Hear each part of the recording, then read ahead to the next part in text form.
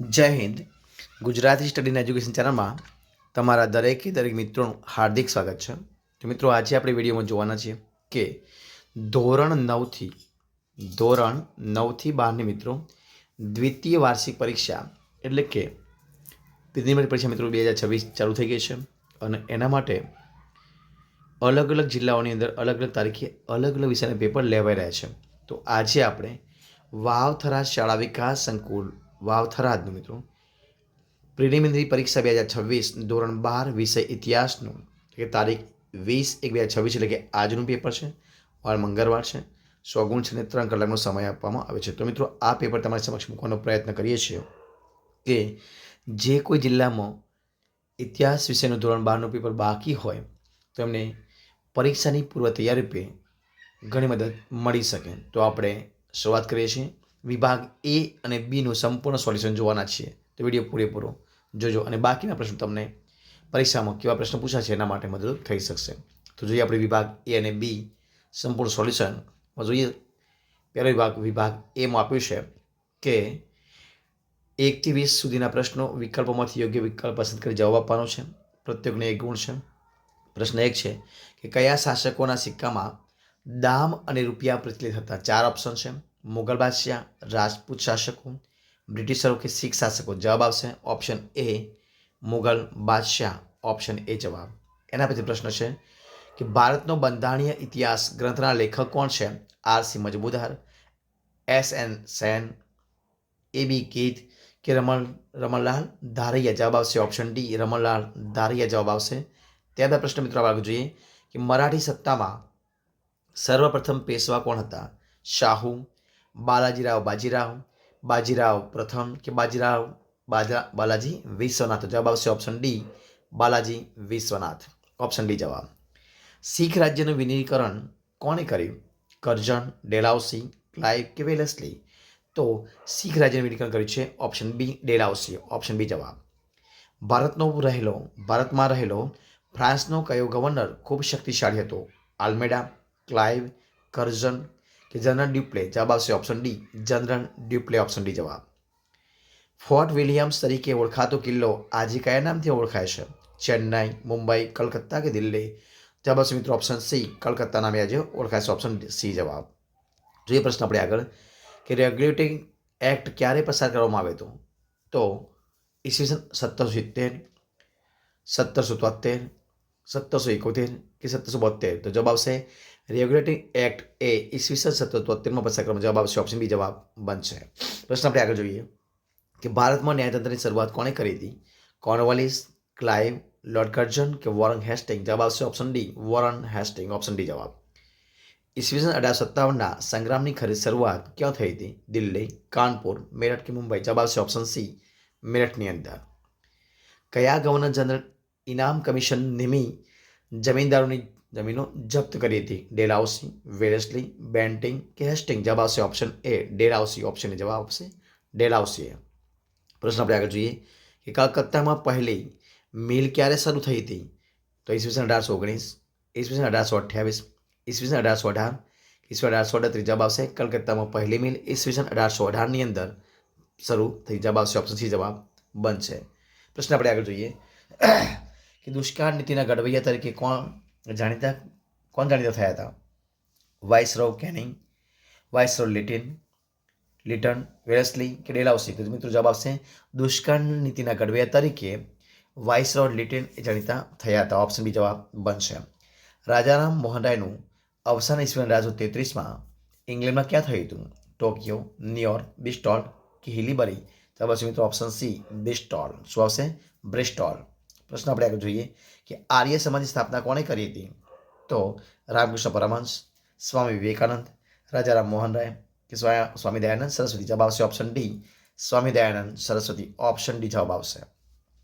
The Punjabi અને the people વર્તમાનપત્ર કોણે શરૂ કર્યા હતા? લોકમાન્ય તિલક, લાલા લજપત રાય, બિપિન ચંદ્ર પાલ કે ગોપાલકૃષ્ણ ગોખલે. જવાબ આવશે ઓપ્શન બી લાલા લજપત રાય. ઓપ્શન બી જવાબ બનશે. પ્રશ્ન આપણે આગળ જોઈએ કે શાંતિનિકેતન કયું મિત્રો આવશે? શાંતિનિકેતન વિદ્યાપીઠની સ્થાપના કોણે કરી હતી? બિપિન ચંદ્ર પાલ, રવિન્દ્રનાથ ટાગોર ગોપાલકૃષ્ણ ગોખલે, લાલા લજપત રાય. તો મિત્રો શાંતિ નિકેતન વિદ્યાપીઠની સ્થાપના કરી રવિન્દ્રનાથ ટાગોરે. ઓપ્શન બી જવાબ આવશે રવિન્દ્રનાથ ટાગોર. આયોજન પંચના અધ્યક્ષ હોદ્દાની રૂએ કોણ હોય છે? રાષ્ટ્રપતિ, વડાપ્રધાન, રાજ્યપાલ કે લોકસભાના અધ્યક્ષ? જવાબ આવશે ઓપ્શન બી જવાબ આવશે વડાપ્રધાન. ઓપ્શન બી જવાબ.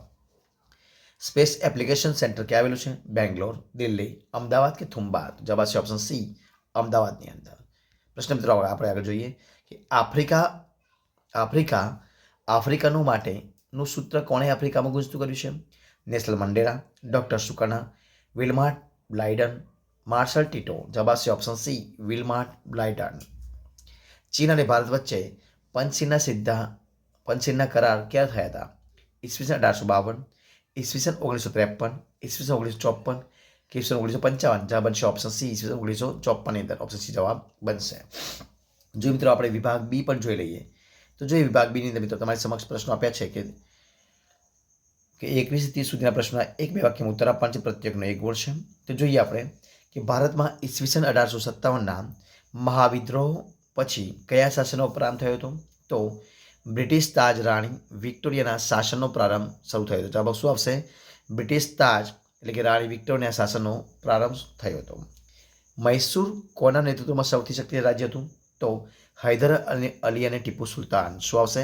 હૈદર અલી અને ટીપુ સુલતાન. અંગ્રેજોનો ચેન્નાઈ કિલ્લો કયા નામે ઓળખાય છે? તો ફોર્ટ સેન્ટ જ્યોર્જ નામે. કયા નામે મિત્રો? ફોર્ટ સેન્ટ જ્યોર્જ નામે ઓળખાય છે. ત્યારબાદ જિલ્લાના સર્વોચ્ચ પોલીસ અધિકારીને શું કહેવાય મિત્રો? તો એને કહેવાય છે જિલ્લાના સર્વોચ્ચ પોલીસ અધિકારી મિત્રો કહેવાય છે ડીએસપી. શું કહેવાય મિત્રો? ડીએસપી. મિત્રો આપણે આગળ જોઈએ મિત્રો આગળનો પ્રશ્ન કે કયા એક્ટ પ્રમાણે કાયદા સમક્ષ સૌને સમાન ગણવામાં આવતા હતા? તો ઈસવીસન 1833ના ચાર્ટર્ડ એક્ટની અંદર ઈસવી 1833ના ચાર્ટર્ડ એક્ટને એના કાયદા સમાન ગણવામાં આવતા. મહાલવારી પદ્ધતિ એટલે શું? તો ગામ અથવા ગામના સમૂહ સાથે મહેસૂલી રકમ નિશ્ચિત કરવાની જે પદ્ધતિ છે એને મહાલવારી પદ્ધતિ કહેવામાં આવે છે. ત્યારબાદ દેશમાં પ્રથમ ઈસવીસન 1956માં કઈ અણુભઠ્ઠી તૈયાર થઈ હતી? તો મિત્રો આ જવાબ આવશે અપ્સરા. કઈ આવશે? અપ્સરા. ત્યારબાદ પ્રથમ વિશ્વ યુદ્ધનું તાત્કાલિક કારણ શું હતું મિત્રો? તો ઓસ્ટ્રિયાના પ્રિન્સ આર્કડ્યુક ફ્રાન્સિસ જે ફર્ડિનાન્ડની તેમની પત્ની સાથે એમની હત્યા કરવામાં આવી હતી એ પ્રથમ વિશ્વ યુદ્ધનું મુખ્ય કારણ હતું. કઈ મિત્રો? તો ઓસ્ટ્રિયાના પ્રિન્સ આર્કડ્યુક ફ્રાન્સિસ ફર્ડિનાન્ડની તેમની પત્ની સાથે એમની હત્યા કરવામાં આવી હતી એનું મુખ્ય કારણ હતું. ત્યારબાદ ફાસિસ્ટ પક્ષની સ્થાપના કોણે કરી હતી? તો બેનિટો મુસોલિની. મિત્રો કોણે કરી હતી? બેનિટો મુસોલિની. જાપાને ચીનના કયા પ્રદેશ પર ઈસવીસન 1931માં આક્રમણ કર્યું હતું? તો મંચુરિયા પ્રદેશ પર. કયા? મંચુરિયા.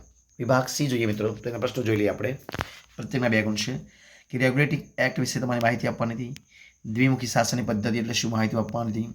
1857ના સંગ્રામ તાત્કાલિક કારણ કયું હતું? રાજારામ મોહન રાયના સમાજ સુધાર જણાવવાના હતા. સ્વામી દયાનંદ સરસ્વતીનો ઉપદેશ એનો સાર જણાવવાનો હતો. સ્વદેશી આંદોલનના મુખ્ય લક્ષણો. માવાડવાદી નેતાઓ કયા કયા હતા? નવજાગૃતિ એટલે શું? અમેરિકાએ જાપાનના કયા શહેરો પર અણુબોમ્બ ફેંક્યો હતો? અસહકાર આંદોલનના ફળ સ્વરૂપ કઈ રાષ્ટ્રીય વિદ્યાપીઠોની સ્થાપના થઈ હતી? બિનજોડાણવાદી નીતિને સમર્થન આપનારા મહાન નેતાઓ નામ જણાવવાના હતા. સમકાલીન વિશ્વમાં મુખ્ય અર્થકારણના નામ લખવાના હતા. ઉર્જાના નવા સ્ત્રોત કયા કયા છે? કયા દેશોએ કૃષિ ઉત્પાદન ક્ષેત્રે નવીનતમ ટેકનોલોજી પ્રયોગ કર્યો છે? વિભાગ ડી મિત્રો પણ જોઈ લઈએ આપણે. તો મુદ્દા છે મિત્રો જવાબ આપવાના 10 પ્રશ્નોના પ્રતિના 3 ગુણ છે. બ્રિટિશ સિક્કાઓમાંથી પ્રાપ્ત થતો ઇતિહાસ જણાવવાનો હતો. પાણીપતના ત્રીજા યુદ્ધ વિશે માહિતી આપવાની હતી. બક્સરના યુદ્ધના કારણો અને પરિણામો ચર્ચા કરવાની હતી. ડેરાઉસીની ખાલસા નીતિ જણાવવાની હતી. કોર્નવોલિસની કાયમી જમાબંધી પદ્ધતિ જણાવવાની હતી. રૈયતવાળી પદ્ધતિ સમજાવવાની હતી. હરિયાળી ક્રાંતિ વિશે નોંધ લખવાની હતી. ઇટાલીનું એકીકરણ સમજાવવાનું હતું. રશિયન ક્રાંતિના વિચારો કે આપેલ ફાળો સમજાવવાનો હતો. ચીનની સામ્યવાદી ક્રાંતિ સમજાવવાની હતી. વિશ્વમાં થયેલા આતંકવાદી હુમલાઓ જણાવવાના હતા. વર્તમાનપત્રોનું સામાજિક મહત્વ સમજાવવાનું હતું. ટેલિવિઝન અને રેડિયોનું સંદેશાવ્યવહારમાં સ્થાન સમજાવવાનું હતું. 28 જૂન 1919નું જે વર્ષે સંધિ થઈ હતી એ સમજાવવાની હતી. ત્યારબાદ જો આપણે વિભાગ એમાં જોઈએ કે પ્રત્યેકના 5 ગુણ છે અને 4 પ્રશ્નો જવાબ આપવાના હતા. જોઈએ આપણે કયા કયા છે. કે 1857ના સંગ્રામનો પરિણામો ચર્ચા કરવાની હતી. રાજારામ મોહન રાયે સમાજ સુધારણા માટે કઈ કઈ પ્રવૃત્તિઓ કરી હતી એ સમજાવવાનું હતું. ભારતમાં ક્રાંતિકારી પ્રવૃત્તિઓની માહિતી આપવાની હતી. મહાત્મા ગાંધીજીના સત્યાગ્રહ અને અહિંસાના વિચારો સમજાવવાના હતા. જર્મનીમાં નાજીવાદનો ઉદય જણાવી તેને હિટલરની ભૂમિકા સમજાવવાની હતી. બીજા વિશ્વયુદ્ધના મુખ્ય કારણો સમજાવવાના હતા. તો મિત્રો આ હતું આજનું પેપર. જો તમને વિડીયો ગમ્યો હોય તો એને લાઈક, કોમેન્ટ, તમારા મિત્રો વિડીયો શેર અને છેલ્લે ચેનલ સબસ્ક્રાઈબ કરવાનું ભૂલતા નહીં. આપણે નેક્સ્ટ વિડીયો મળીશું. ત્યાં સુધી બની રહો. જય હિન્દ, જય ભારત, જય જય ગરી ગુજરાત. Best of luck.